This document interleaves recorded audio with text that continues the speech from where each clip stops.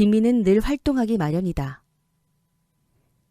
일하지 않은 빈민은 빈민으로서의 본성을 잃은 것으로 살아있는 자라고 인정할 수 없다.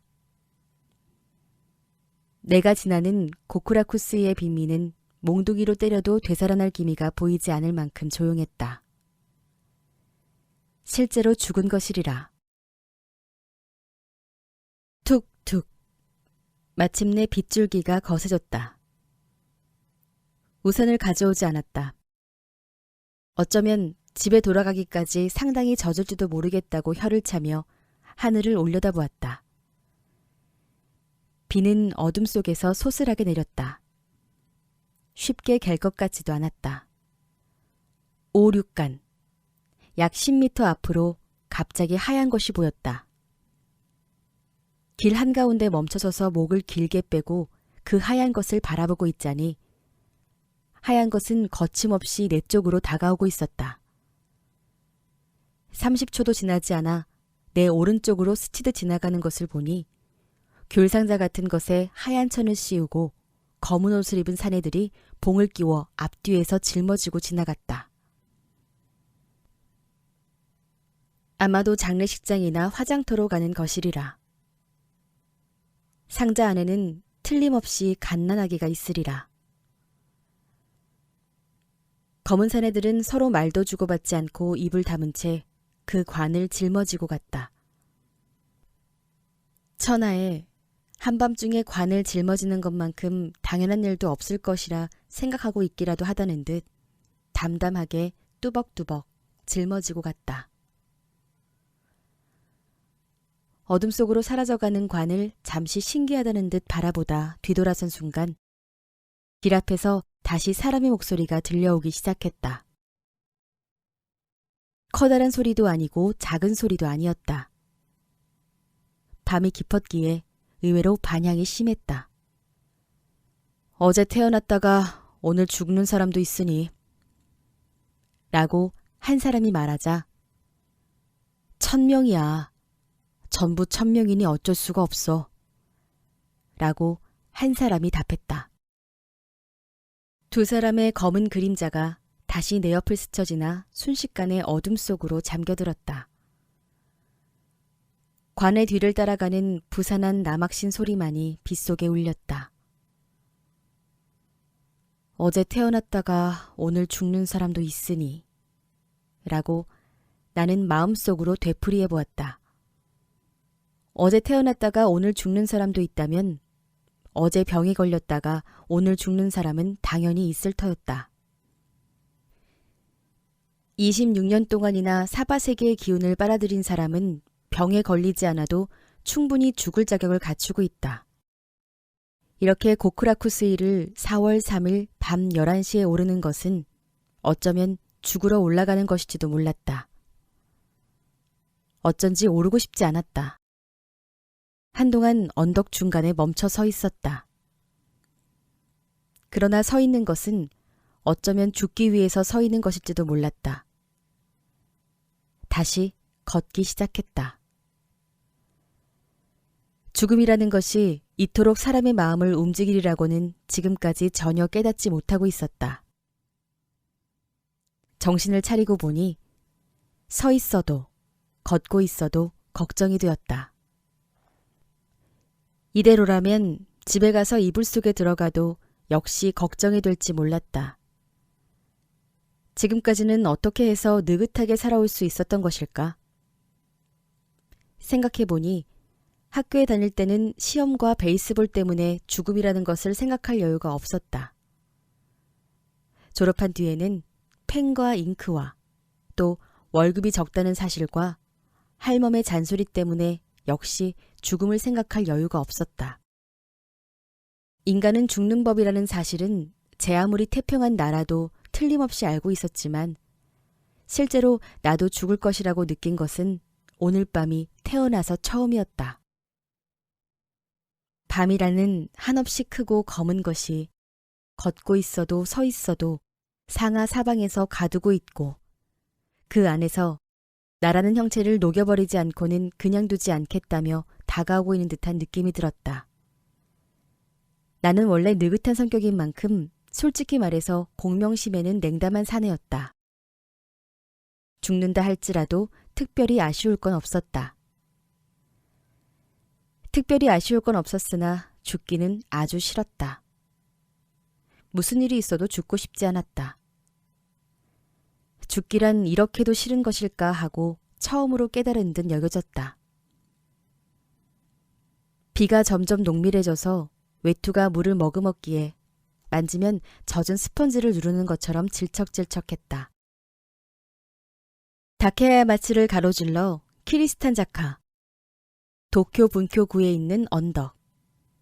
기독교도를 수용하던 건물이 근처에 있었다. 역주. 의 언덕길로 접어들었다. 어째서 키리스탄자카라고 부르는 것인지는 모르겠으나 이 언덕도 이름에 뒤지지 않을 만큼 이상한 언덕이었다. 언덕 위로 올라선 순간 문득 예전에 이곳을 지나다 일본에서 경사가 제일 급한 언덕, 목숨이 아까운 자는 조심, 또 조심 이라고 적힌 팻말이 둑 옆에서 길가로 비스듬하게 튀어나온 것을 보고 재미있다며 웃었던 일이 떠올랐다. 오늘 밤은 웃을 일이 아니었다. 목숨이 아까운 자는 조심하라는 글이 성경에라도 있는 격언처럼 가슴속에 떠올랐다. 언덕길은 어두웠다. 함부로 내려갔다가는 미끄러져 엉덩방아를 찌을 판이었다. 위험하다고 생각했기에 8분 능선쯤부터는 아래를 보며 발 디딜 곳을 찾았다. 어두워서 무엇 하나 제대로 보이지 않았다. 왼쪽 둑에서부터 오래된 팽나무가 거침없이 가지를 뻗어 햇빛이 들지 않을 정도로 언덕을 덮고 있기 때문에 낮에도 이 언덕을 내려갈 때에는 계곡 아래로 떨어지는 것처럼 기분이 별로 좋지 않았다. 팽나무는 보일까 얼굴을 들어 바라보니 있다고 생각하자면 있는 듯하고 없다고 생각하자면 없는 듯한 정도로 검은 것에 비 떨어지는 소리가 쉴 새 없이 들려왔다. 이 어두운 언덕을 내려가 가느다란 골짜기의 길을 따라가다가 묘가다니를 맞은편으로 올라서 7, 8정, 약 800m쯤 가면 고이나타다 이마치에 있는 우리 집에 도착하지만 맞은편으로 올라가기까지가 조금 기분이 좋지 않았다. 묘가다니 언덕의 중간쯤에 해당하는 곳에서 빨갛고 선명한 불이 보였다. 전에부터 보였던 것인지 얼굴을 든 순간 보인 것인지는 분명하지 않았으나 어쨌든 빗속을 뚫고 또렷하게 보였다. 어쩌면 저택의 문에 걸어놓은 가스등일지도 모르겠다며 바라보고 있자니 그 불이 공양을 위해 켜놓은 등롱이 가을바람에 흔들리듯 너울너울 움직였다. 가스등은 아니었다. 뭘까 싶어 바라보고 있는데 이번에는 그 불이 비와 어둠 속을 물결처럼 뚫고 위에서 아래로 움직였다. 이건 초롱불임에 틀림없다고 마침내 판단한 순간 그것이 갑자기 사라져버렸다. 그 불을 보는 순간 나는 퍼뜩 스유코를 떠올렸다. 스유코란 장차 아내 될 사람의 이름이었다. 미래의 아내와 그 불이 어떤 관계가 있는지는 심리학자인 쓰다군조차 설명하지 못할지도 몰랐다.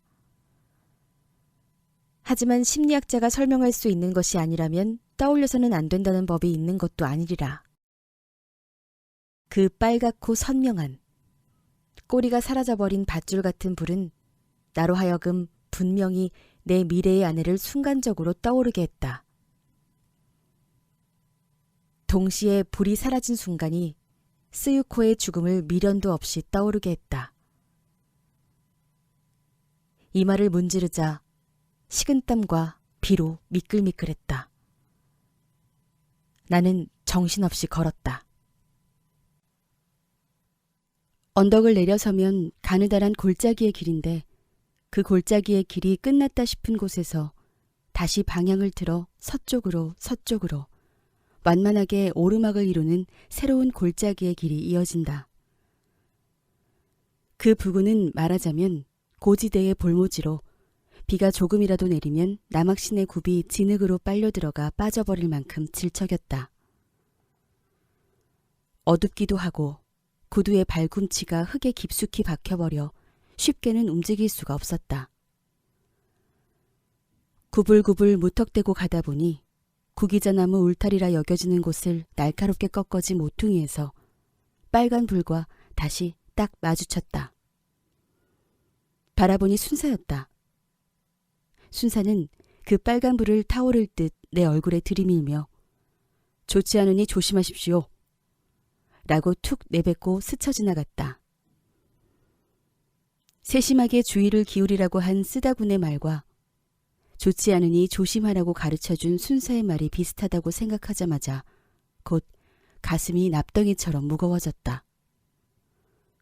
그 불이다. 그 불이다라며 나는 숨이 끊어질 듯 달려 올라갔다. 어디를 어떻게 지나는지도 모르게 유성처럼 우리 집으로 뛰어든 것은 12시가 다 되어서였으리라. 심지를 짧게 올려 어둑한 램프를 한 손에 들고 안에서 달려나온 할멈이 느닷없이 괴성처럼 도련님, 무슨 일이세요? 라고 소리를 질렀다. 바라보니 할멈은 창백한 얼굴을 하고 있었다. 할멈, 무슨 일이야? 라며 나도 커다란 목소리를 냈다. 할멈도 내게 무엇인가를 듣기가 겁나고 나도 할멈으로부터 무엇인가를 듣기가 겁났기에 서로 무슨 일이냐고 물었으면서도 그 대답은 두 사람 모두 하지 않고 잠시 서로 노려보기만 했다. 물이 떨어집니다. 이건 할멈의 주의였다. 아니나 다를까 비를 흠뻑 머금은 외투의 자락과 중절모의 챙에서 사정없이 차가운 물방울이 다다미 위로 떨어졌다. 접힌 부분을 쥐어던지자 하얀 공단을 댄 안쪽을 천장으로 향하고 할멈의 무릎 옆에서 모자가 나뒹굴었다. 회색 체스터필드를 벗어 한 번 턴 뒤 던졌을 때는 평소보다 훨씬 무겁게 느껴졌다. 일본 옷으로 갈아입고 몸소리를 치고 나서 마침내 안정을 되찾았을 무렵을 가늠해서 할멈이 다시 무슨 일이세요? 라고 물었다. 이번에는 상대방도 조금은 차분해져 있었다. 무슨 일이냐니? 특별히 아무 일도 없었어. 그냥 비에 젖었을 뿐이야. 라며 가능한 한 약한 모습은 보이지 않으려 했다. 아니요. 그 안색은 평범한 안색이 아니에요. 라고 댄지인의 스님을 믿는 사람답게 인상을 잘 살폈다. 할멈한테 무슨 일이 있었던 거 아니야? 조금 전에는 이를 조금 떨고 있는 것 같았어. 저는 도련님께 아무리 놀림을 당해도 상관없습니다. 하지만 도련님, 농담이 아닙니다. 어? 하고 나도 모르게 심장이 오그라들었다. 무슨 소리야? 집을 비운 사이에 무슨 일이라도 있었던 거야? 요스야에서 환자에 대한 무슨 소식이라도 전해온 거야? 그것 봐요. 아가씨를 그렇게 걱정하고 계시면서. 뭐라고 하던가? 편지가 왔는가? 사람이 왔던가? 편지도 사람도 오지 않았어요. 그럼 전보인가? 전보 같은 것도 오지 않았어요. 그럼 뭐야? 얼른 말해봐. 오늘은 울음소리가 달라요. 뭐가? 뭐가라니요? 도련님, 저녁부터 걱정이 돼서 아무래도 견딜 수가 없었어요. 이건 분명히 보통 일이 아니에요. 뭘 말하는 거야? 그래서 얼른 말해보라고 하는 거 아니야? 전에부터 말씀드렸던 개 말이에요. 개? 네, 멀리서 짖는 소리 말이에요. 제가 말씀드린 대로 하셨으면 이런 일 겪지 않고 지나셨을 텐데. 도련님께서 할멈의 미신이라고 사람을 너무 무시하셔서. 이런 일이고 저런 일이고 아직 아무런 일도 일어나지 않았잖아. 아니요. 그렇지 않아요. 도련님도 돌아오시는 길에 틀림없이 아가씨의 병에 대해서 생각하셨을 거예요. 라고 할멈이 전곡을 콕 찔렀다. 서늘한 칼이 어둠에 번뜩이며 가슴을 슥 벤 듯한 기분이 들었다. 물론 분명히 걱정을 하며 오기는 했어. 그것 보세요. 역시 벌레가 소식을 전해온 거예요. 좋지 않은 예감이 들 때를 일본에서는 벌레가 소식을 전한 것이라고 표현한다. 역주. 할멈, 벌레가 소식을 전하는 일이 정말로 있을까? 할멈은 그런 경험을 한 적 있어? 있고 없고의 문제가 아니에요. 옛날부터 사람들은 까마귀 울음이 좋지 않다는 둥 곧잘 말하곤 했잖아요. 그래, 까마귀 울음소리는 들어본 것 같지만 개가 멀리서 짖는 소리는 할멈이 처음인 것 같은데. 아니에요, 도련님. 하고 할멈이 아주 경멸한다는 투로 내 의심을 부정했다. 같은 거예요. 저 같은 사람은 개가 멀리서 짖는 소리로도 잘 알 수 있어요. 말보다는 증거. 이거 무슨 일이 일어났구나 하는 생각이 들면 틀린 적이 없었어요. 그래? 노인네의 말은 무시할 수 없어요. 그야 물론 무시할 수는 없지.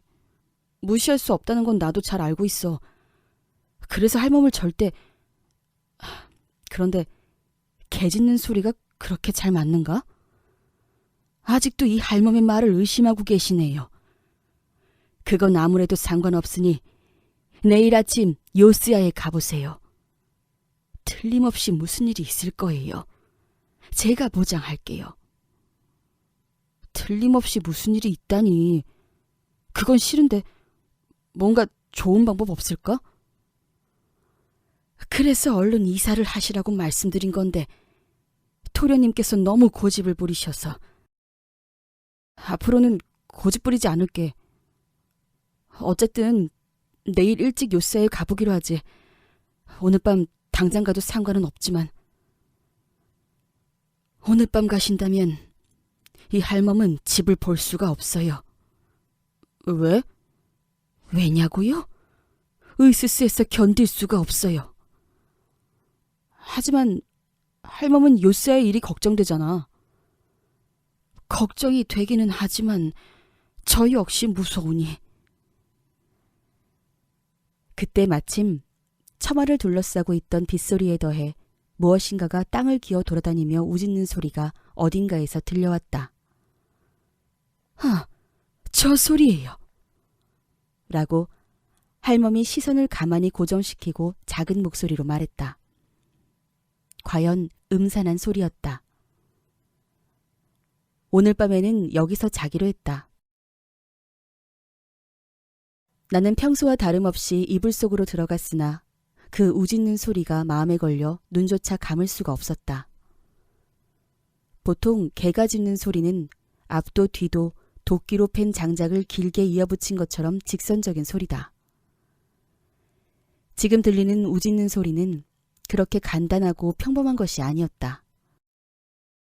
소리의 폭에 끊임없는 변화가 있어서 굴곡이 보이고 둥근 맛을 띠고 있었다. 촛불처럼 가느다랗게 시작해서 점점 풍성하게 퍼졌다가 다시 기름이 떨어진 등잔의 꽃으로 점차 쓰러져 갔다. 어디서 우짖는 것인지 알 수 없었다. 백리 떨어진 곳에서 부는 바람에 실려 희미하게 울리는가 싶다가도 그것이 가까워지면 처마 끝으로 흘러들어 베개에 막힌 귀에까지도 파고들었다. 우 하는 소리가 둥근 단락을 몇 개나 데리고 집 주위를 두어 바퀴 돌고 나면 어느 틈엔가 그 소리가 와로 변화하는 형국. 빠른 바람에 실려가 저 멀리서 꼬리는 응으로 변하며 어둠의 세계로 들어갔다. 쾌활한 소리를 억지로 압박해서 음울하게 만든 것이 이 우짖는 소리였다. 미쳐 날뛰는 울림을 권위로 짓눌러 침통하게 한 것이 이 우짖는 소리였다. 자유로운 것이 아니었다. 압제당해서 어쩔 수 없이 내는 소리라는 점이 원래의 우울함, 천연의 침통함보다도 한층 더 싫었다. 듣기 괴로웠다. 나는 이불 속에 귓불이까지 숨겼다. 이불 속에서도 들렸다. 더구나 귀를 내밀고 있을 때보다 한층 더 듣기 힘들었다. 다시 얼굴을 내밀었다. 시간이 조금 흐르자 짖는 소리가 뚝 그쳤다. 이 한밤중의 세계에서 개 짖는 소리를 빼고 나니 움직이는 것은 무엇 하나 없었다. 우리 집이 바닷속에 잠긴 것이라 여겨질 만큼 고요해졌다. 고요해지지 않는 것은 내 마음뿐이었다. 내 마음만은 이 고요함 속에서 무엇인가를 예감하고 있었다. 하지만 그 무엇인가는 조금의 관념도 되지 않았다. 정체를 알 수 없는 것이 이 어둠의 세계에서 얼핏 얼굴을 내미는 것이 아닐까 하는 걱정이 맹렬하게 신경을 거스를 뿐이었다. 지금 나타나는 건 아닐까? 지금 나타나는 건 아닐까 생각하고 있었다. 머리카락 사이에 5손가락을 찔러 넣어 벅벅 긁어보았다.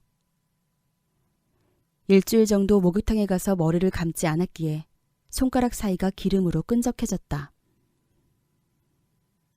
이 고요한 세계가 변화한다면 아무래도 변화할 것 같았다. 오늘 밤 안으로 날이 밝기 전에 틀림없이 무슨 일이 있을 것 같았다. 1초를 기다리며 시간을 보냈다. 다음 1초도 또한 기다리며 지나갔다. 무엇을 기다리는 것이냐고 물으면 곤란해진다. 무엇을 기다리고 있는지 자신도 모르기에 한층 더 고통스러웠다. 머릿속에서 빼낸 손을 얼굴 앞으로 가져와 무의미하게 바라보았다. 손톱 안이 때로 거뭇해져서 초승달처럼 보였다. 동시에 위가 운동을 멈추어 비에 젖은 사슴 가죽을 햇빛에 바싹 말린 것처럼 뱃속이 거북해졌다. 개가 짖었으면 좋겠다는 생각이 들었다.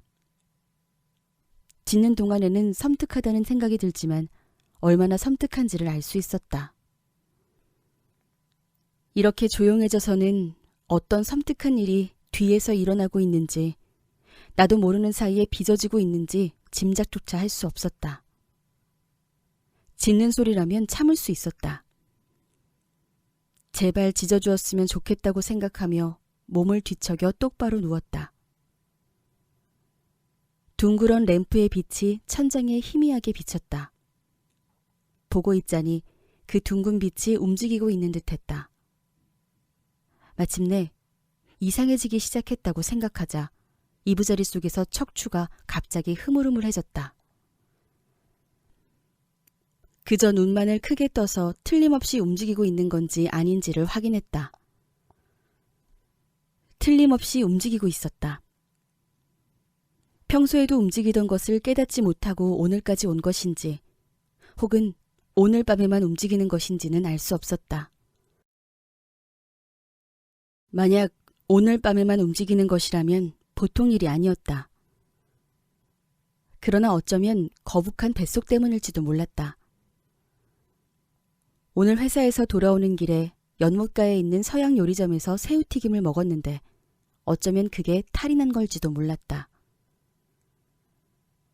돈을 주고 변변찮은 음식을 먹다니 한심하다. 그만두었으면 좋았을 것을. 이럴 때는 마음을 가라앉히고 자는 것이 무엇보다 중요하다며 눈을 굳게 감아보았다. 그러자 무지개를 가루로 만들어 뿌린 것처럼 눈앞이 오색의 반점으로 반짝였다. 이건 틀렸다 싶어 눈을 뜨니 램프의 빛이 다시 신경 쓰였다. 달리 방법이 없었기에 다시 옆으로 누워 큰 병에 걸린 사람처럼 날이 밝기를 가만히 기다리기로 결심했다. 옆으로 눕자 눈에 문득 들어온 것은 장지문 아래에 할멈이 정성스럽게 개어놓은 지치부 비단, 안감으로 쓰는 질이 떨어지는 명주, 역주, 의 평상복이었다. 얼마 전 요시아에 가서 스에코의 머리맡에서 언제나처럼 잡담을 나누었는데 환자가 터진 소매 끝으로 명주가 삐져나오는 것이 마음에 걸려 그만두라고 했는데도 억지로 이부자리에 일어나 앉아 꿰매주었던 일이 바로 떠올랐다. 그때는 얼굴색이 조금 좋지 않았을 뿐 웃음소리까지 평소와 다름없었는데 본인도 이제는 많이 좋아진 듯하니 내일쯤부터는 이부자리를 걷겠다고까지 말했는데 지금 눈앞에 스유코의 모습을 떠올려 보니 떠올린 것이 아니라 자연스럽게 떠오른 것이지만 머리에 얼음주머니를 얹고 기다란 머리카락을 절반쯤 적신 채 끙끙 신음소리를 내며 베개 위에 머리를 기대고 있었다. 드디어 폐렴인 걸까 싶었다. 하지만 폐렴에라도 걸렸다면 무슨 소식이 있었을 터였다. 사람도 편지도 오지 않은 것을 보니 역시 병은 완전히 나은 것임에 틀림없다. 걱정할 것 없다고 단정하고 잠을 자려 했다. 감은 눈 속으로 스유코의 창백하고 야윈 뺨과 움푹하고 유리를 바른 것 같은 쓸쓸한 눈이 생생하게 떠올랐다. 아무래도 병은 낫지 않은 듯했다. 소식은 아직 오지 않았지만 오지 않았다는 사실로 안심할 수는 없었다. 지금 당장 올지도 모른다. 어차피 올 거면 빨리 오는 게 좋다. 오지 않을지도 모른다며 몸을 뒤척였다. 춥다고는 하지만 4월이라는 시기에 두꺼운 이불을 2장이나 겹쳐서 덮고 있었기에 안 그래도 잠을 뒤척일 만큼 더울 터였으나 손발과 가슴 속은 피가 전혀 통하지 않는 것처럼 무겁고 차가웠다. 손으로 몸 안을 쓰다듬어 보니 기름과 땀으로 눅눅해져 있었다. 피부 위에 차가운 손가락이 닿는 것이 구렁이가 기어오르기라도 하는 것처럼 섬뜩한 기분이 들었다. 어쩌면 오늘 밤 안으로 사람이 올지도 모르겠다는 생각이 들었다. 누군가가 갑자기 바깥의 덧문을 깨질 듯이 두드렸다. 드디어 왔다며 심장이 튀어올라 4번째 갈비뼈를 걷어찼다. 무슨 말인가 하고 있는 듯했으나 두드리는 소리와 함께 귀를 덮쳤기에 잘 알아들을 수 없었다. 할멈, 누가 왔는데? 라고 말한 순간 도련님, 누군가 왔습니다. 라고 답했다. 나와 할멈이 동시에 문으로 나가 덧문을 열었다. 순사가 빨간 불을 들고 서 있었다. 조금 전에 무슨 일 있지 않았습니까? 라고 순사가 미심쩍다는 듯한 얼굴로 인사도 없이 다짜고짜 물었다. 나와 할멈은 약속이라도 한 듯 서로의 얼굴을 보았다. 두 사람 모두 아무런 대답도 하지 않았다. 사실은 지금 이곳을 순찰하고 있었는데 어떤 검은 그림자가 문에서 나왔기에. 할멈의 얼굴은 흑빛 같았다. 무슨 말인가 하려 했으나 숨이 차서 말을 하지 못하고 있었다. 순사가 나를 보며 대답을 재촉했다. 나는 화석이 되어버린 것처럼 멍하니 서 있었다. 이런 오밤중에 커다란 실내인 줄은 알고 있습니다만 사실은 요즘 이 부근이 매우 시끄러워서 경찰에서도 매우 엄중하게 경계를 하고 있는데 마침 이댁문이 열려있고 무엇인가가 나오는 듯한 기척이 있어서 혹시나 하고 잠깐 주의를 기울였습니다만. 나는 마침내 안도의 숨을 내쉬었다. 목구멍에 걸려있던 둥근 납덩이가 내려간 듯한 기분이 들었다. 친절하시게도 아무래도 특별히 도난을 당한 것은 없는 듯합니다. 그렇다면 됐습니다. 매일 밤 개가 짖어서 시끄러우시죠? 어떤 이유에서인지 도둑이 이 부근만 배회하고 있기에. 여러 가지로 고생 많으십니다. 라고 활기차게 대답한 것은 개 짖는 소리를 도둑 때문이라고도 해석할 수 있기 때문이었다. 순사는 돌아갔다. 나는 날이 밝자마자 요스야에 갈 생각이었는데 6시가 울리기까지 거의 한잠도 자지 못하고 밤을 새웠다. 비는 마침내 그쳤으나 길이 아주 좋지 않았다. 굽이 높은 나막신을 꺼내달라고 했더니 수선집에 막힌 채 찾아오는 걸 깜빡 잊었다고 했다. 구두는 어젯밤의 비로 도저히 신을 수 있을 것 같지 않았다. 알게 뭐냐며 바닥이 넓은 계다를 신고 전속력으로 요스야의 사카마치까지 달려갔다. 대문은 열려 있었으나 현관은 아직 닫혀 있었다. 서생도 아직 안 일어난 것일까 싶어 뒷문으로 돌아가 보았다. 기요라는 시모오사 출신의 뺨이 발그레한 하녀가 된장에 절어두었던 가느다란 물을 지금 막 꺼내와 도마 위에서 썰고 있었다. 잘 있었어? 그 사람은 어때? 라고 물었더니 놀란 얼굴로 어깨끈을 반쯤 내리며 네 라고 대답했다. 네 가지고는 상황을 알 수 없었다. 신경 쓰지 않고 뛰어올라 거실로 성큼성큼 들어갔다. 보니 어머님께서 지금 막 일어난 얼굴로 기다란 느티나무 화로를 정성스럽게 닦고 계셨다. 어머나, 야스오 씨! 라며 걸레를 든 채 어리둥절하다는 표정을 지었다. 어머나 야스오 씨로도 상황을 알 수는 없었다. 어떻습니까? 아주 안 좋습니까? 라고 빠르게 물었다. 개 짖는 소리가 도둑 때문으로 밝혀졌을 정도이니 어쩌면 병도 나았을지 몰랐다. 벌써 나은 뒤였으면 좋겠다는 생각에 어머님의 얼굴을 보며 숨을 죽였다. 네, 좋지 않겠지요. 어젯밤에 비가 많이 내렸으니까요. 아마 난처했을 겁니다. 이건 번지수가 조금 달랐다.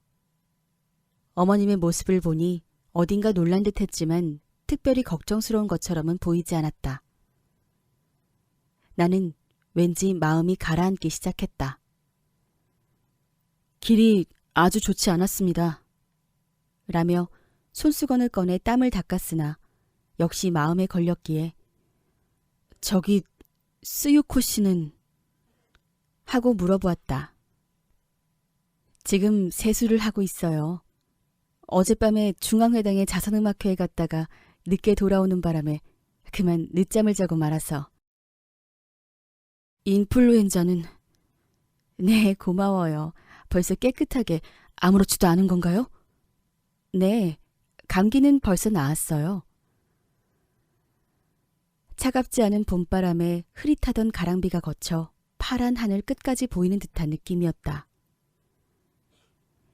일본에서 가장 좋은 기분으로라는 문구가 어딘가에 적혀 있었던 듯한데 이런 기분을 말하는 게 아닐까 하고 어젯밤에 기분이 좋지 않았던 만큼 지금의 가슴속이 한층 더 명랑해졌다. 어째서 그런 일로 괴로워했던 것일까? 스스로도 어리석음의 극치라고 깨닫고 나니 왠지 한심하다는 생각이 들었다.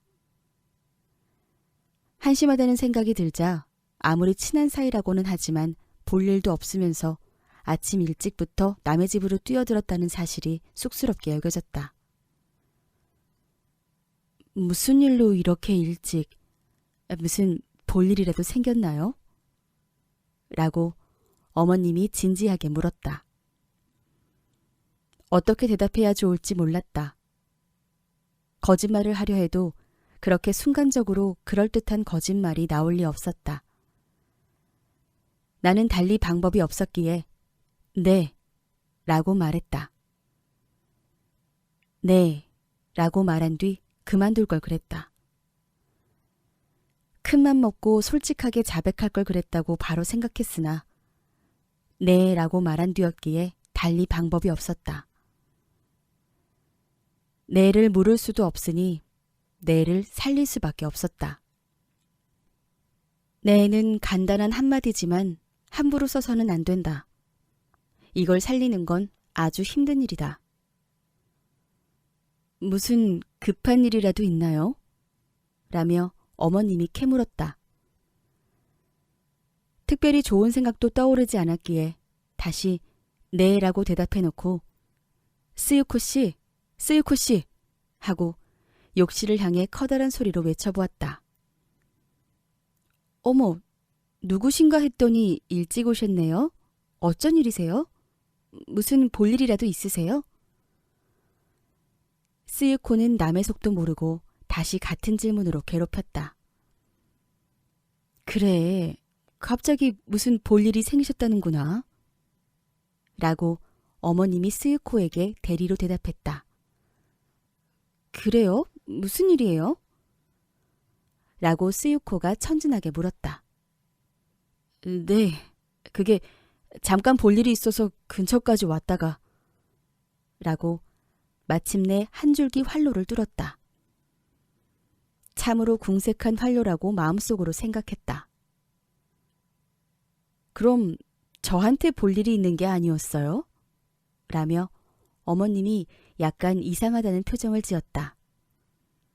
네. 벌써 일을 마치고 오신 건가요? 정말 부지런하시네요. 라며 스유코가 크게 감탄했다. 아니, 아직. 지금부터 가봐야 합니다. 라고 너무 감탄을 해도 곤란했기에 잠깐 겸손을 떨어보았으나 어느 쪽이든 특별히 달라질 것은 없다는 생각이 들자 스스로도 자신의 말이 참으로 한심하게 들렸다. 이럴 때는 가능한 한 빨리 돌아가는 것이 상책이었다. 오래 머물면 머물수록 실수를 할 뿐이라며 슬슬 자리에서 일어서려는데 왠지 안색이 아주 안 좋은 것 같은데 무슨 일이 있는 거 아니에요? 라고 어머님이 역습을 가했다. 머리를 깎는 게 좋겠어요. 수염이 너무 길어서 환자 같아요. 어머, 머리에 흙탕물이 튀었네요. 아주 급하게 걸어온 모양이군요. 굽이 낮은 나막신을 신어서요. 많이 튀었을 겁니다. 라며 등을 돌려 보여주었다. 어머님과 스유코가 동시에 세상에나 하며 약속이라도 한 듯 놀랐다. 말려준 하오리를 걸치고 나막신을 빌려서 안쪽에서 주무시고 계시는 아버님께는 인사도 드리지 않고 문을 나섰다. 맑고 화창한 날로 더구나 일요일이었다. 약간 겸연쩍기는 했으나 어젯밤의 걱정은 달아오른 화로 위의 눈처럼 사라지고 내 앞길로 버드나무, 벚나무의 봄이 몰려오는 듯 기뻤다. 가구라자카까지 와서 이발소로 들어갔다. 미래의 아내가 될 사람의 환심을 얻기 위해서라는 말을 들어도 상관없었다. 실제로 나는 무슨 일이든 스유코가 원하는 대로 해야겠다고 생각하고 있었다. 손님, 수염은 남겨둘까요? 라고 하얀 옷을 입은 이발사가 물었다. 수염을 깎는 게 좋겠다고 스유코가 말했으나 수염 전체를 말한 건지 구렛나루만을 말한 건지 알 수가 없었다. 코 아래의 수염만은 그냥 남겨두자고 혼자서 결정했다.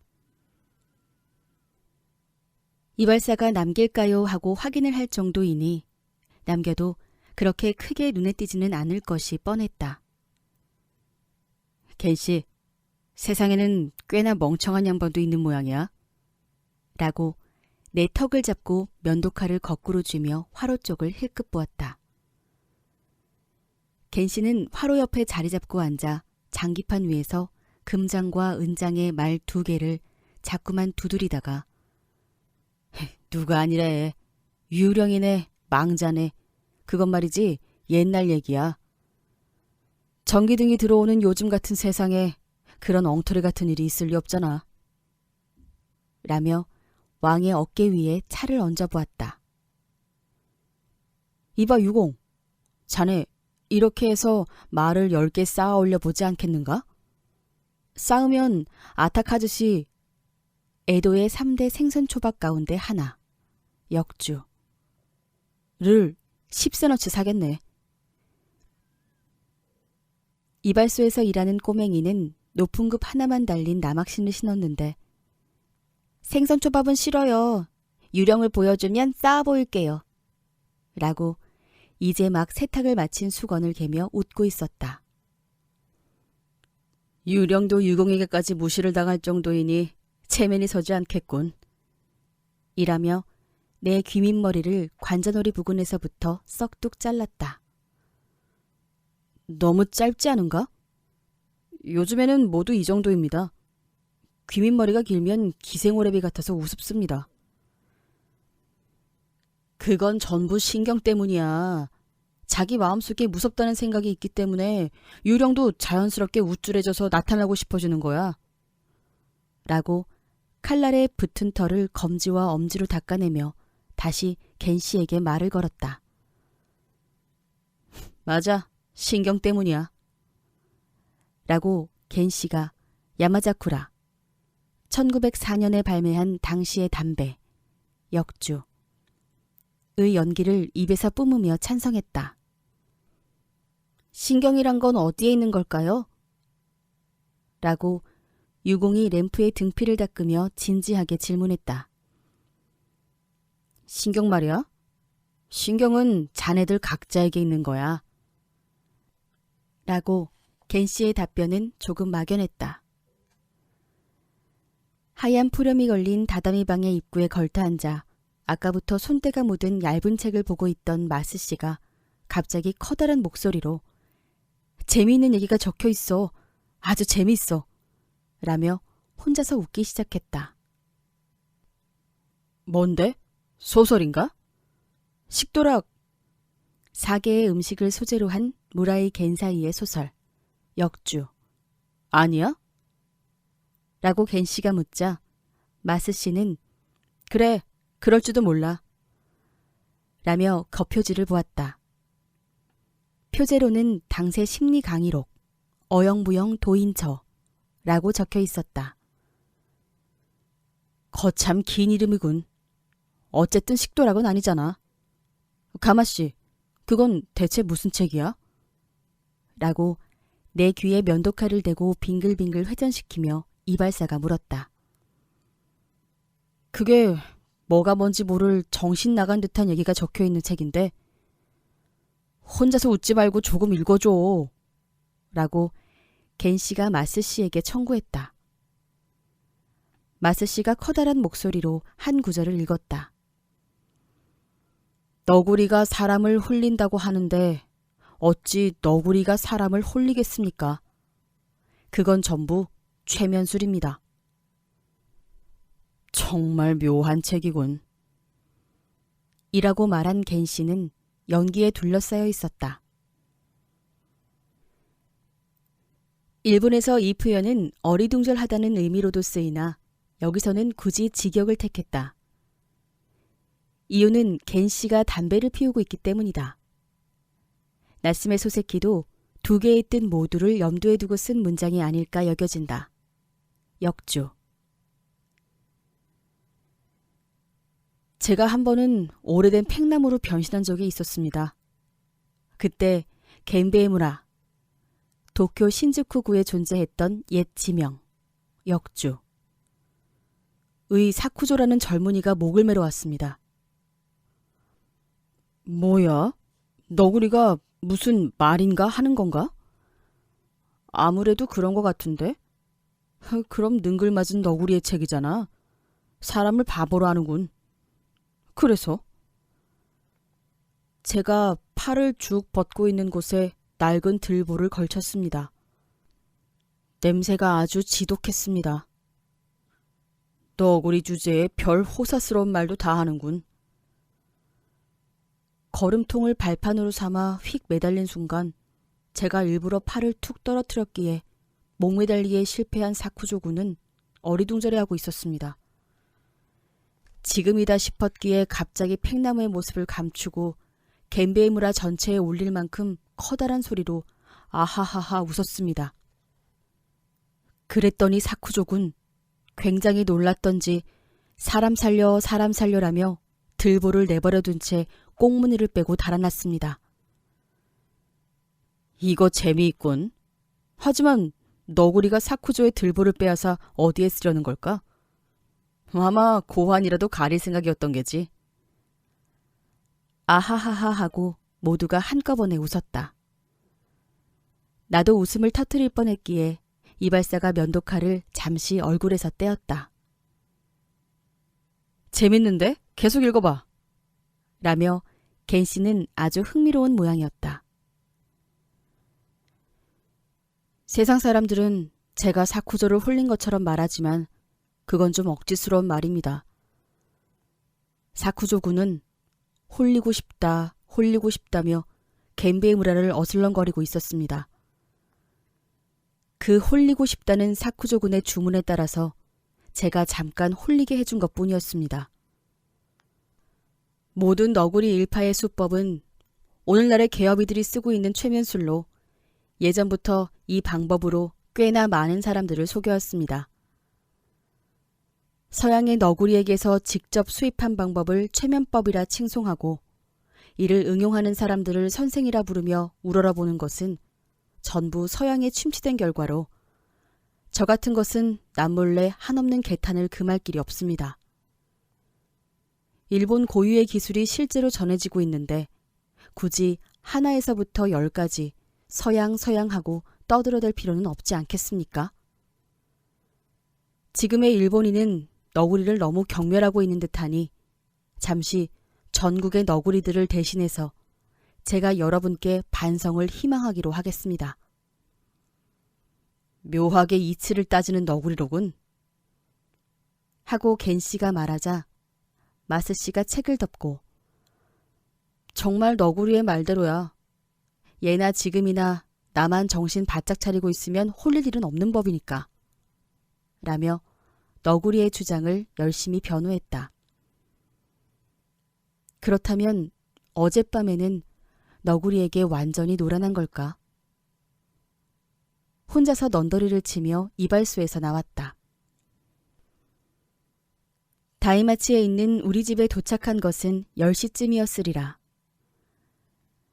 문 앞에 검게 칠한 인력거가 대기하고 있고 문의 좁은 격자 사이에서 여자의 웃음소리가 흘러나왔다.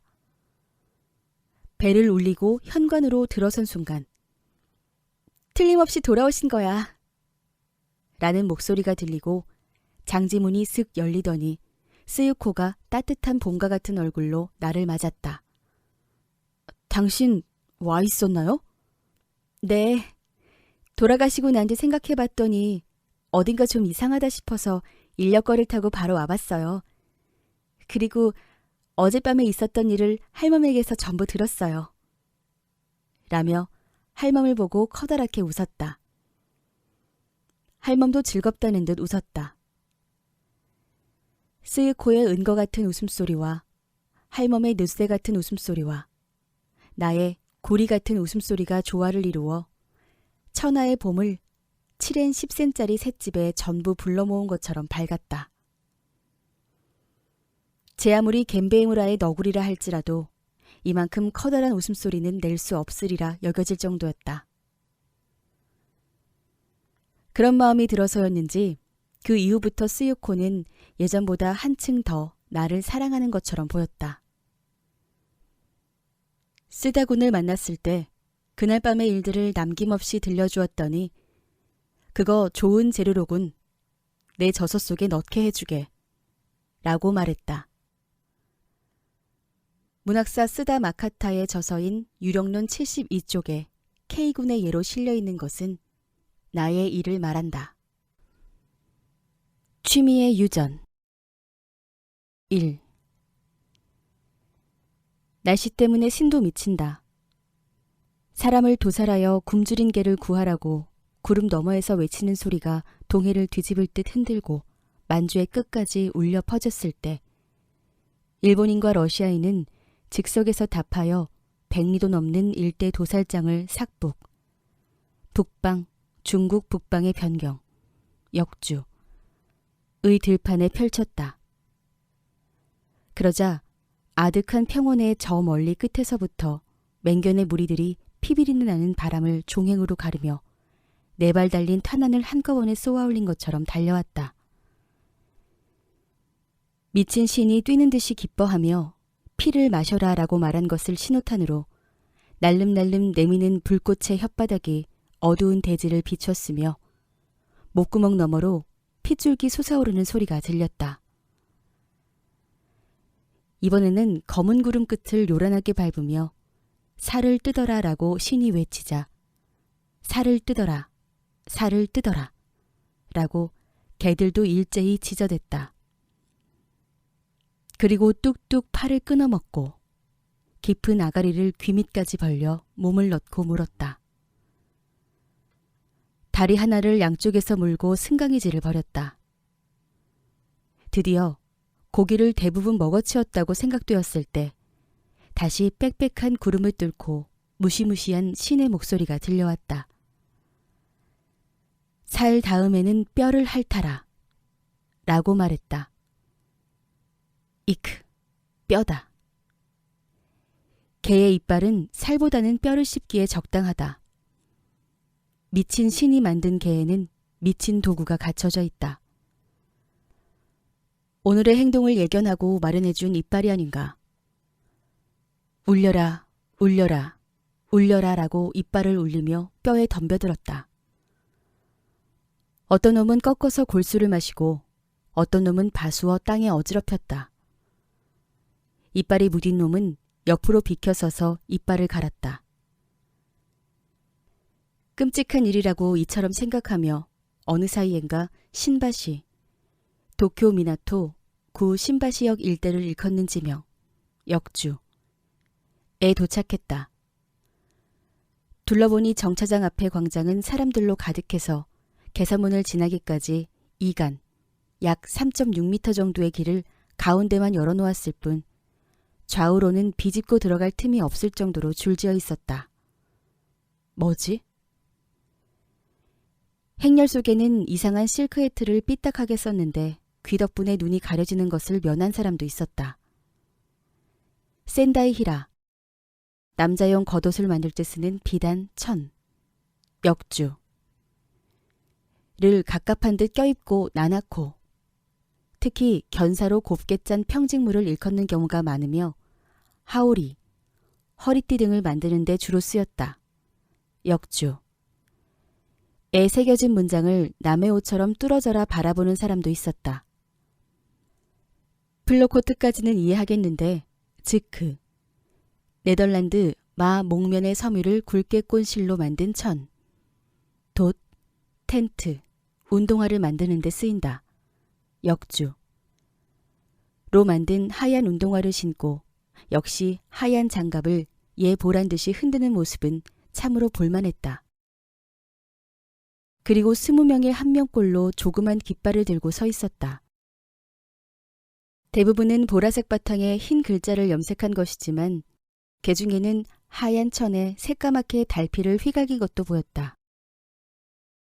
그 깃발만 보면 이 군중들의 의미도 대충은 알 수 있을 것이라고 생각하여 가장 가까이에 있는 것을 주의 깊게 읽어보니 기무라 로쿠노스케 군의 개선을 축하하는 렌자쿠초 유지일동이라고 적혀 있었다. 아하, 환영이로군. 이라고 비로소 깨달은 뒤 살펴보니 조금 전 말했던 이상한 차림의 신사도 어딘지 훌륭하게 보이는 것 같았다. 뿐만 아니라 전쟁을 미친 신 때문인 것처럼 생각하고 군인을 개에게 먹히러 전지로 향하는 것처럼 상상했던 것이 갑자기 후회되기 시작했다.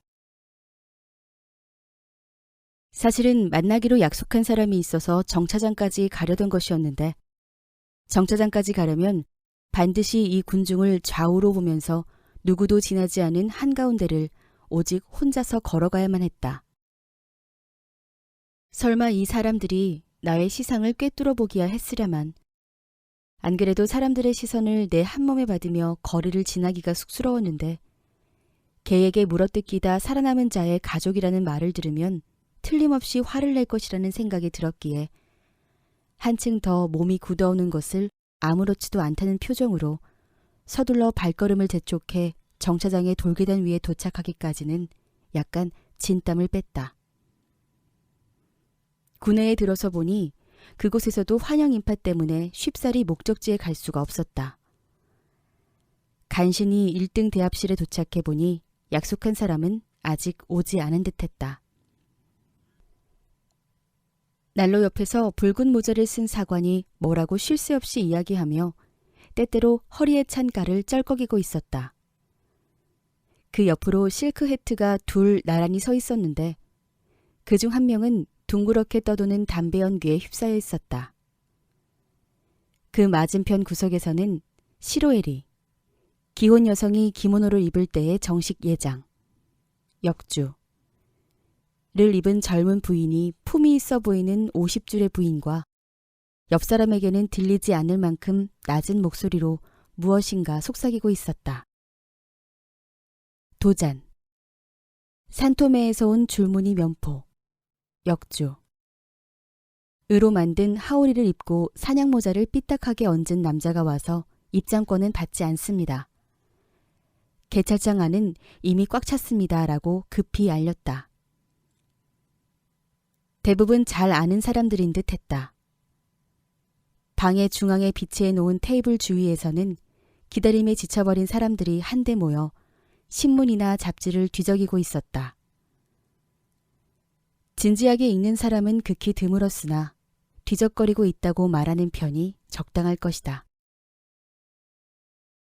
약속을 한 사람은 좀처럼 오지 않았다. 조금 따분해졌기에 잠깐 밖에 나가볼까 싶어 방의 문턱을 넘는 순간 양복을 입고 수염을 기른 한 남자가 스쳐 지나가면서 이제 얼마 남지 않았어요. 2시 45분이니까 라고 말했다. 시계를 보니 2시 30분이었다. 이제 15분만 있으면 개선 장사를 볼 수 있다. 이런 기회는 쉽게 오지 않는다.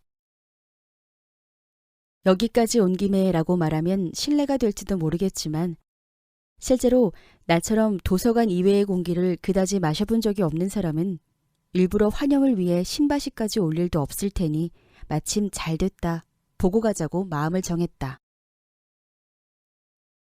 방을 나서서 보니 구내에도 역시 거리처럼 열이 늘어서 있었는데 그중에는 일부러 구경을 나온 서양인도 섞여 있었다.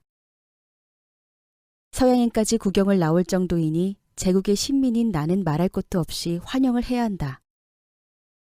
만세 한 번 정도는 의무에서라도 외치고 가자며 간신히 행렬 가운데로 비집고 들어갔다. 당신도 친척을 환영하러 나왔나요? 네. 너무 마음이 급해서 점심도 안 먹고 왔는데 벌써 2시간 반 가까이 기다렸습니다. 라며 배는 고프지만 꽤 씩씩했다. 그때 30 전후의 부인이 와서 개선병사들 모두가 여기를 지날까요? 라고 걱정스럽게 물었다. 소중한 사람을 놓쳐서는 안 된다는 결심을 보이고 있었다. 배고픈 남자가 바로 그 말을 받아 네, 모두 지납니다.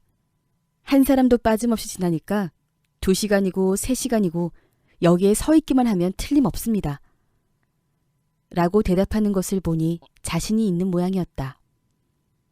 하지만 점심도 먹지 않고 기다린다고는 말하지 않았다. 기차의 기적소리를 천식에 걸린 고래 같다고 형용한 프랑스의 소설가가 있는데 정말 멋진 말이라고 생각할 겨를도 없이 긴 벤처럼 꿈틀대며 들어온 열차는 순식간에 500여 명의 건아들을 플랫폼 위로 내뱉었다. 온 모양인데요. 라며 한 사람이 고개를 길게 빼자 그냥 여기에 서 있기만 하면 돼.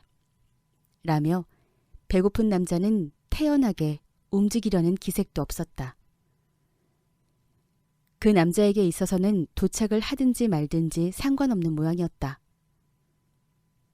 어쨌든 배고픈 사람치고는 참으로 침착하기 짝이 없었다. 잠시 후 1, 2정, 약 100에서 200m 앞에 플랫폼 위에서 만세하는 소리가 들려왔다. 그 목소리가 파동처럼 점점 다가왔다. 예의 남자가 아, 아직 이라고 말한 순간 내 좌우에 늘어선 수많은 사람들이 일제히 만세하고 외쳐 말꼬리가 묻혀버리고 말았다. 그 목소리가 채 사라지기도 전에 한 장군이 거수경례를 하며 내 앞을 지나갔다.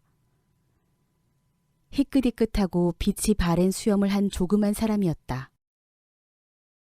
좌우의 사람들이 장군의 뒷모습을 보내며 다시 한 차례 만세를 외쳤다. 나도 이상한 얘기지만 사실은 태어나서 지금까지 만세를 한 번도 외쳐본 적이 없었다.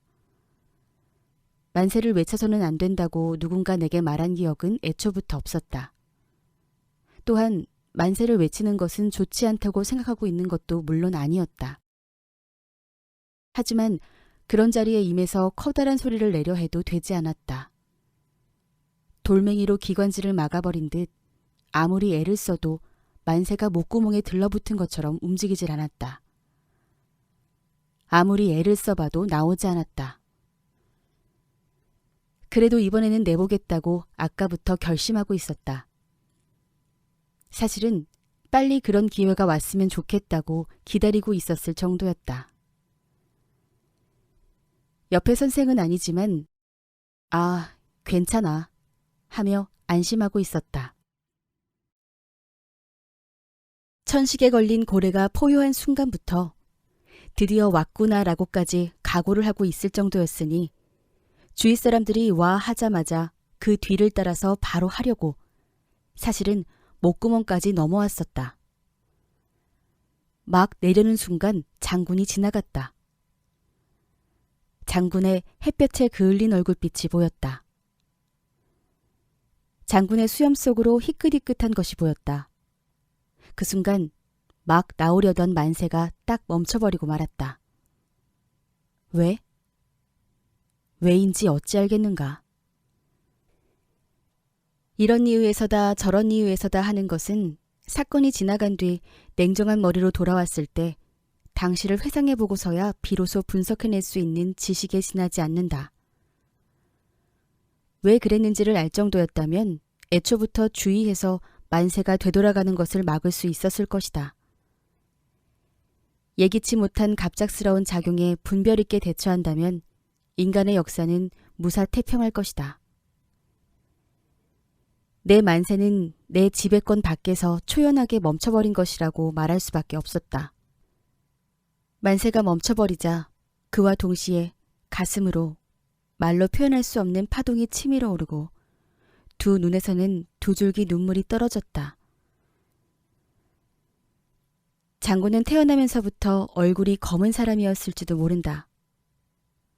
하지만 요동의 바람에 시달리고 봉천의 비를 맞고 사하의 햇볕을 쬐면 대부분의 사람들은 까맣게 된다. 원래부터 검었던 사람은 더욱 검어진다. 수염도 다를 바 없다. 출정한 뒤로 희끗한 것이 수도 없이 늘었을 것이다. 오늘 처음 보는 우리에게는 예전의 장군과 지금의 장군을 비교할 재료가 없었다. 하지만 손가락을 꼽으며 밤낮으로 기다려온 부인과 딸들이 본다면 틀림없이 놀랄 것이다. 전쟁은 사람을 죽일 뿐만 아니라 사람을 늙게도 하는 법이다. 장군은 굉장히 야이었다. 그것도 고생을 한 때문인지 몰랐다. 그렇다면 장군의 몸 중에서 출정 전과 다를 바 없는 것은 키 정도일 것이다. 나 같은 것은 황건청질. 황건은 옛날 중국에서 책이 좀먹는 것을 방지하기 위해 황벽으로 염색한 종이를 썼다는 데서 전하여 책을 이르는 다른 말.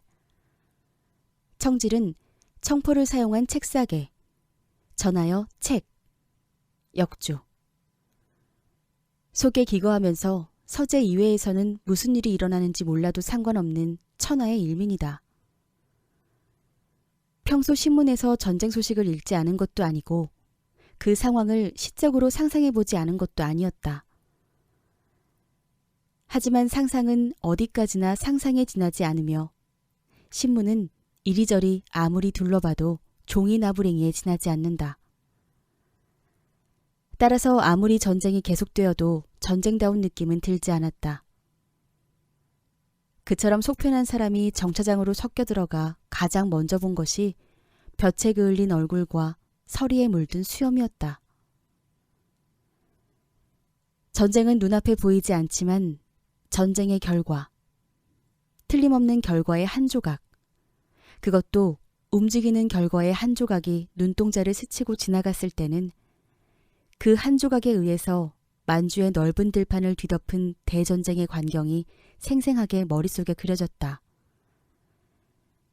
그리고 그 전쟁의 그림자라고도 할 수 있는 한 조각의 주위를 둘러싼 사람들은 만세라는 환호성을 지르고 있다.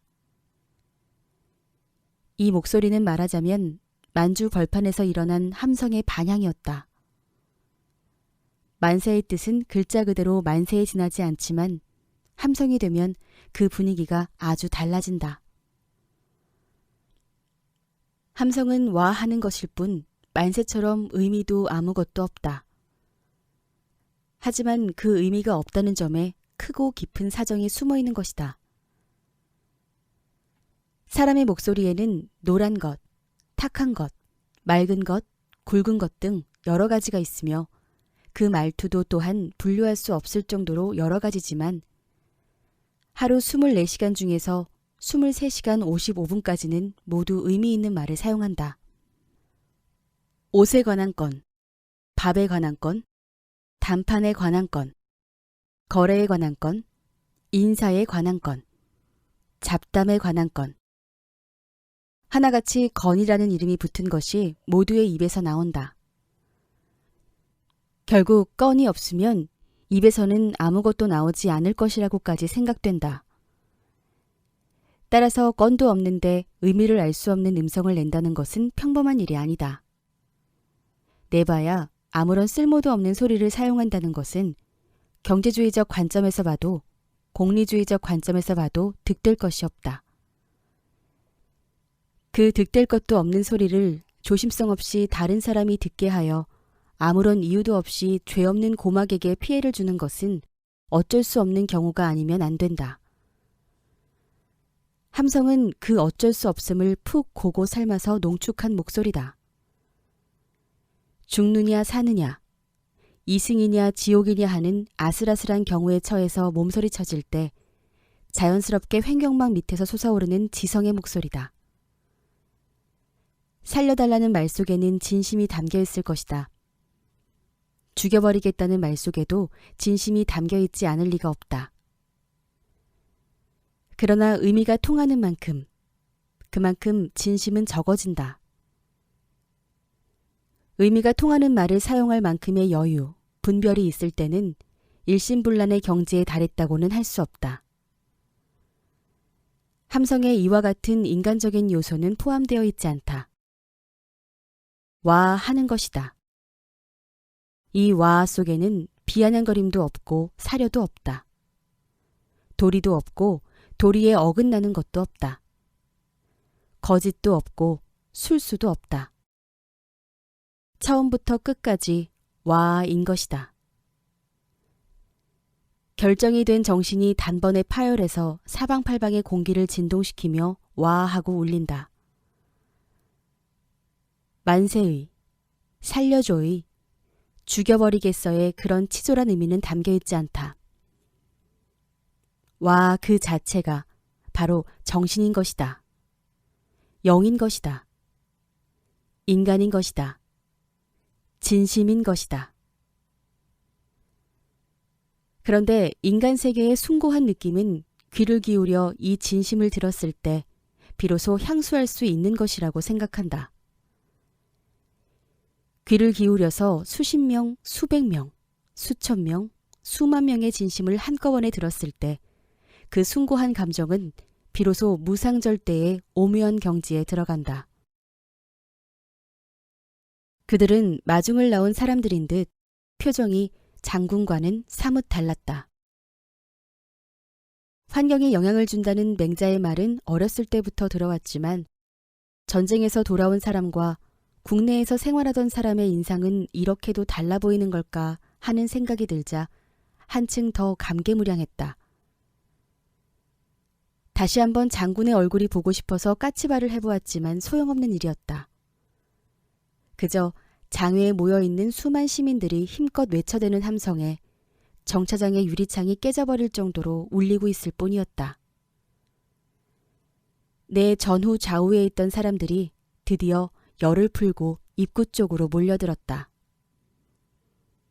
나와 마찬가지로 그들도 보고 싶었던 모양이었다. 나도 검은 물결에 밀려서 한두 간 정도 돌계단 쪽으로 흘러갔지만 더 이상 앞으로는 나가지 못했다. 이럴 때면 나는 성격 때문에 늘 손해를 본다. 공연이 끝나 문을 나설 때, 기다렸다가 전차에 오를 때, 인파 속에서 표를 살 때, 무슨 일이든 많은 사람들이 경쟁을 할 때는 대부분 제일 뒤로 처지게 된다. 이번에도 예외는 아니어서 보기 좋게 사람들 뒤로 처지고 말았다. 그것도 그냥 뒤로 처진 것이 아니었다. 아주 멀리 사람들 뒤로 떨어진 것이기 때문에 불안하기 짝이 없었다. 장례식에서 밥을 얻어먹지 못하는 것이라면 아무렇지도 않게 여길 수 있지만 제국의 운명을 결정하는 활동력의 단편을 보지 못한다는 것은 안타까운 일이 아닐 수 없었다. 어떻게 해서든 보고 싶었다.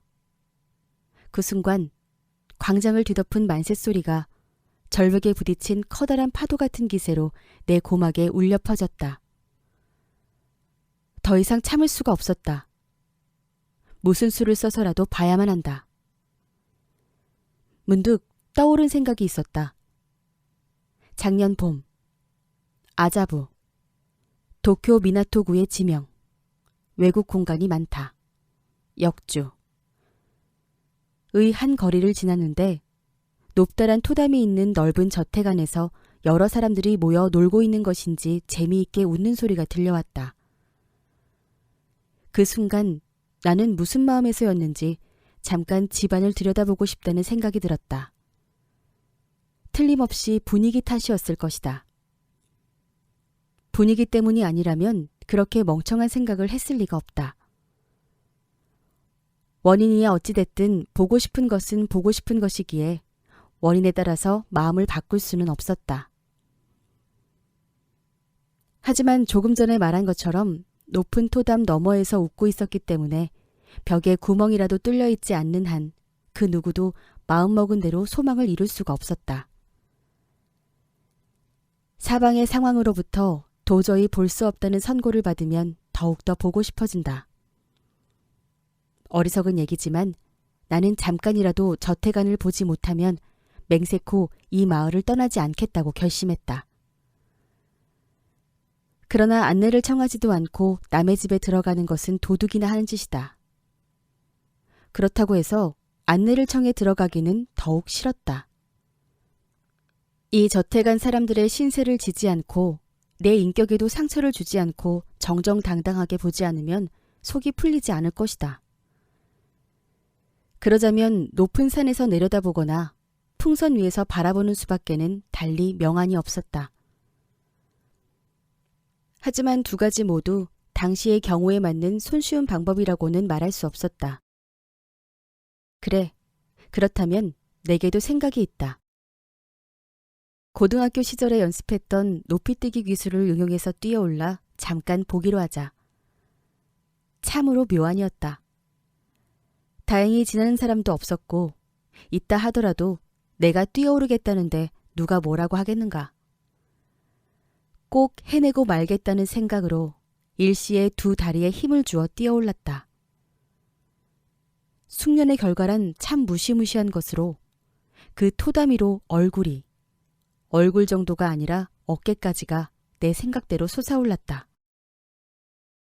이번 기회를 놓치면 목적은 결코 달성할 수 없을 것이라는 생각에 어지러운 시선을 억지로 끌어다 여기다 싶은 곳을 둘러보니 여자 4명이 테니스를 치고 있었다.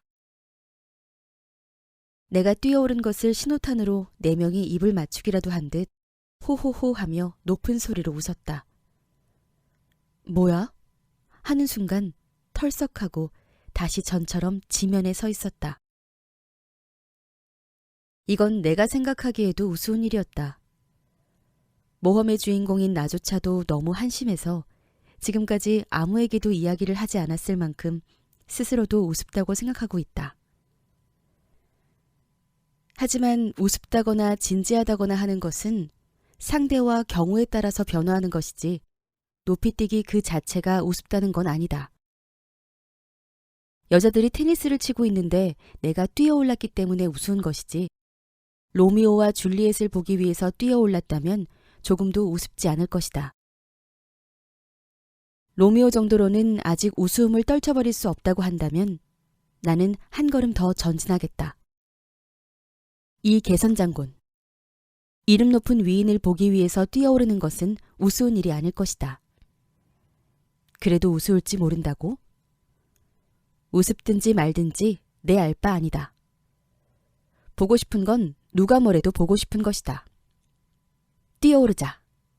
그게 좋겠다. 뛰어오르는 것보다 더 좋은 방법은 없다고 생각했기에 드디어 먼저 번처럼 한번 뛰어올라 보기로 결심했다. 우선 모자를 벗어서 옆구리에 꼈다. 전에는 경험이 없었기 때문에 다리가 인력작용에 의해서 지면에 닿은 순간 그 반동으로 산지 얼마 되지도 않은 중절모자가 인사도 없이 공중제비를 돌아서 일간 정도 저쪽으로 나뒹굴었다. 그것을 빈 인력거를 끌고 가던 차부가 주어서 해에 웃으며 내민 것을 기억하고 있다. 이번에는 당하지 않겠다. 이렇게 하면 된다고 모자를 꼭 누르며 발끝으로 바닥에 깔린 돌을 차고 오를 생각으로 남몰래 자세를 갖췄다. 사람들 뒤로 처졌기 때문에 다행히 근처에는 사람도 없었다. 잠시 잠잠해졌던 환성이 마치 세력을 회복한 밀물의 파도가 바위에 부서지듯 주위 일대에서 끌어올랐다. 지금이라고 생각하고 두 다리가 몸속으로 들어가 버리는 것이 아닐까 싶을 정도로 힘껏 다리에 힘을 주어 뛰어올랐다. 포장을 열어젖힌 사륜마차가 개선문을 옆쪽으로 빠져나가려 하는 속에 있다, 있어. 그 검은 얼굴이 들끓어오르는 소리에 둘러싸여서 과거의 기념품처럼 화려한 군중들 속에 점처럼 떠 있었다. 장군을 맞으러 나온 의장병의 말이 만세 소리에 놀라서 앞발을 높이 치켜들고 인파 속으로 벗어나려고 하는 것이 보였다. 장군의 마차 위로 자줏빛 깃발이 한 번 펄럭이는 것이 보였다. 신바시로 꺾어지는 모퉁이에 있는 3층 여관의 유리창에서 보라색이 감도는 회색 기모노를 입은 여자가 하얀 손수건을 흔드는 것이 보였다. 보였다고 느끼기보다도 먼저 내 발은 다시 정차장의 바닥 위에 있었다. 모든 것이 한순간이었다. 번쩍하는 번개의 환한 빛이 밝게 비춘 뒤 모든 것이 평소보다 어둡게 보이는 것처럼 나는 멍한 상태에서 땅으로 내려왔다. 장군이 떠난 뒤부터는 군중들도 저절로 어지러워져서 지금까지 보여준 정숙함은 찾아볼 수 없었다. 열을 지어 서 있던 사람들의 한 귀퉁이가 무너지면서 경고하던 검은 산이 일제히 움직이기 시작하더니 사람들로 촘촘하던 곳이 점점 옅어져 갔다. 성질 급한 사람들이 벌써 돌아가는 모양이었다. 그때 장군과 함께 기차에서 내린 병사들이 3355 짝을 지어 장내에서 나오고 있었다. 옷은 빛이 발해 있었으며 각반 대신 누런 나사를 접어 빙글빙글 정강이에 두르고 있었다. 모두 있는 대로 수염이 나 있었으며 더할 나위 없이 검은 얼굴을 하고 있었다. 그들도 전쟁의 파편이었다. 야마토다 마시아. 일본 민족 고유의 정신, 일본인으로서의 의식, 역주. 를 주조한 제작품이었다. 실업가도 필요 없고 신문기자 양반들도 필요 없고 기생도 필요 없고 나처럼 책과 씨름하는 사람도 물론 필요 없다. 단지 저 수염, 덥수룩하고 지저분하기가 거지와 그다지 다를 바 없는 기념물만은 없어서는 안 된다.